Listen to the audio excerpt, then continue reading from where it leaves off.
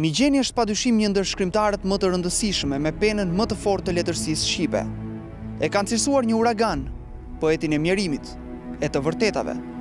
La pas vepra me mesazhe të jashtëzakonshme, por kjo me sa duket nuk mjaftoi që Migjeni të shmangte harresën në qytetin e tij të lindjes, në Shkodrën, aq shumë të dashur, e që sot pak vend ka ruajtur për të.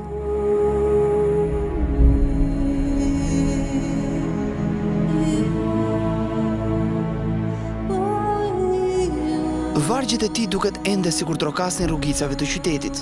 Janë hapa të butë e gjëmues njëkohësisht. Të butë se nuk cënojnë askënd nga njerëzit e thjesht, e gjëmues sepse trondisin çdo padrejtësi që mban ende edhe sot ngërthyer jo thjesht Shkodrën, por gjithë Shqipërinë. Në rrugicën ku dikur banonte, ngrihet ende shtëpia e tij. Nga viti 1961 e deri në fillim vitet 90, aty ngrihej edhe muzeu i Migjenit. Ndërsa sot s'ka më asgjë, edhe plakatat janë hequr, duke lënë pas vetë gjurmë të heshtura.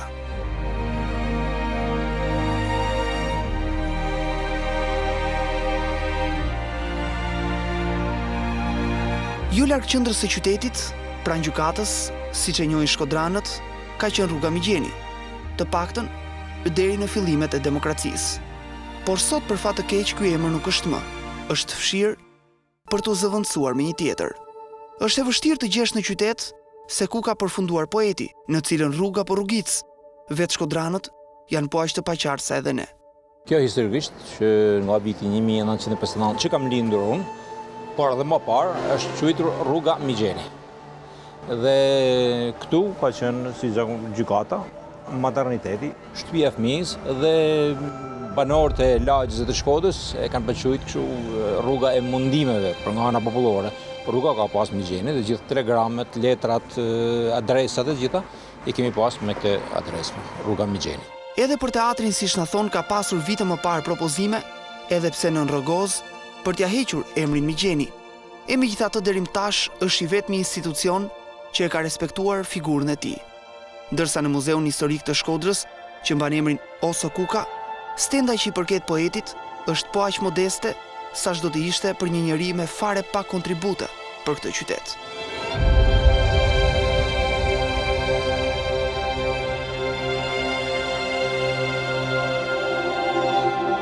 Bashkia e qytetit të Shkodrës ka dhënë aq shumë çmime qytetar nderi, sa është e vështirë t'i numërosh e t'i përmendësh të gjithë, përveç Migjenit.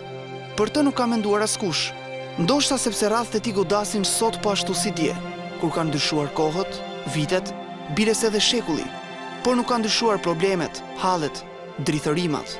E skamja, në zonat të tëra, është po aty.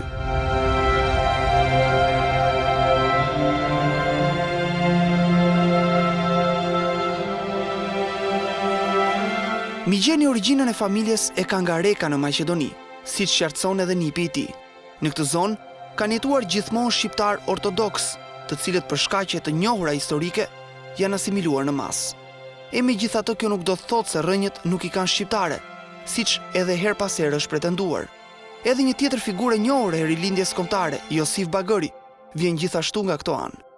Gjergji 78 vjeçar, nipi i poetit, nuk lëkundet në pohimet e tij, duke u përpjekur megjithatë të mos cënoj askënd.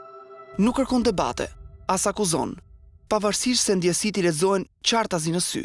Ka një shpirt, e një botë që i duket po aq e pasur, po aq e thellë, po aq e ndjeshme.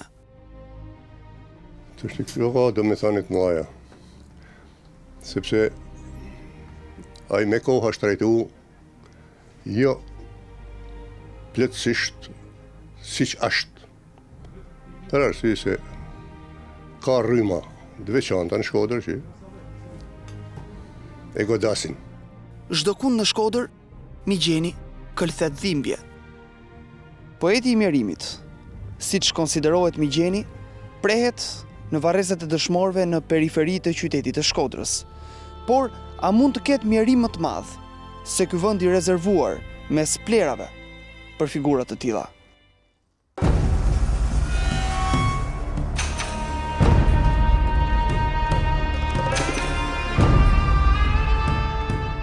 Shkodrës jo pa qëllime kanë shkëputur Migjenin nga krahët, sigurisht jo shkodranët, por ata që janë përpjekur të luajnë me fatet e qytetit në këto 23 vite.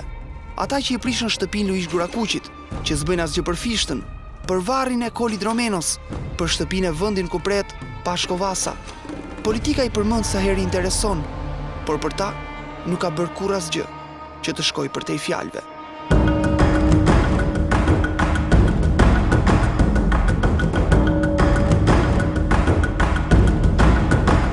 Ne u thojmë drejt Pukës, vendit ku Migjeni kaloi një pjesë tjetër të jetës së tij. Gjurmët e vetme të vërteta të Migjenit i gjejmë në Pukë. Ato kanë bjetuar fal pasionit dhe vullnetit personal të një profesori vendas, i cili ka mundur të mbajë gjallë këtë godinë me fonde minimale, për të mos thënë krejtësisht qesharake. Fondet e fundit për këtë godinë janë dhënë 10 vite më parë. Më pas kanë qenë thjesht shikërima. E megjithatë të paktën këtu ka diçka që mund të vizitohet, të lexohet, të kuptohet, ku brezat e rinj mund të njohin Migjenin, jetën e veprat e tij. Bashkia në fakt jep një farë fondesh për rastet veçanta, por ka dhënë fonde për të ekspozitin e të kulturore që kemi atje poshtë, ndërsa këtu me raste jep në një fond, po minimal.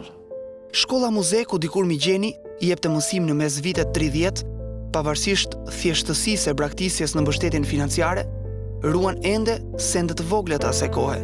Sende që duket sikur hera herës fshejnë frymarrjet e tij, kollën e thatë që u shëtin ende mes mureve.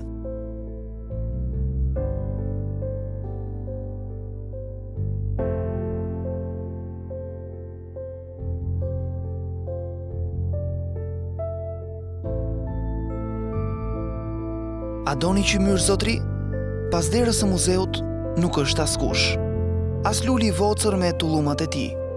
Edhe pse sytë e jeshilta të kafshatës së mirimit duket sikur dallohen dikun të fshehur. Ashtu si grushti i malsorit që kërkon së temi, jo më t'i bjerë malit që zbëzan, por arresës që ka rrethuar krijuesin e tij. Migjenin, shkrimtarin që po përpiqet të shuhet nga bijt politikan të shekullit të ri.